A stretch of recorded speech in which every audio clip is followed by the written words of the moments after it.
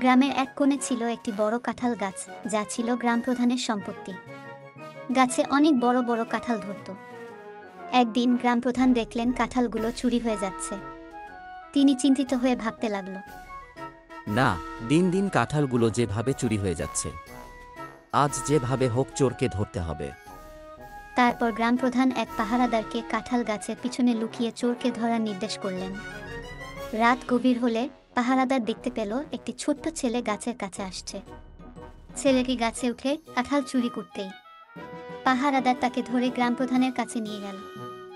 তারপর গ্রাম প্রধান জিজ্ঞাসা করলেন, তুমি কাঁঠাল চুরি করছিলে কেন? ছেলেটি কান্নাকাটি করে বলল, আমার মা খুব অসুস্থ, চিকিৎসা করার পয়সা নেই, তাই আমি কাঁঠাল চুরি করে বিক্রি করি। তারপর যা টাকা হয় সেটা দিয়ে মায়ের চিকিৎসা করি। গ্রাম প্রধান ছেলেটির কথা শুনে মায়া অনুভব করলেন। তিনি ছেলেটিকে শাস্তি না দিয়ে বরং তার মাকে চিকিৎসার ব্যবস্থা করলেন এবং প্রতিদিন খাবার দেওয়ার প্রতিশ্রুতি দিলেন।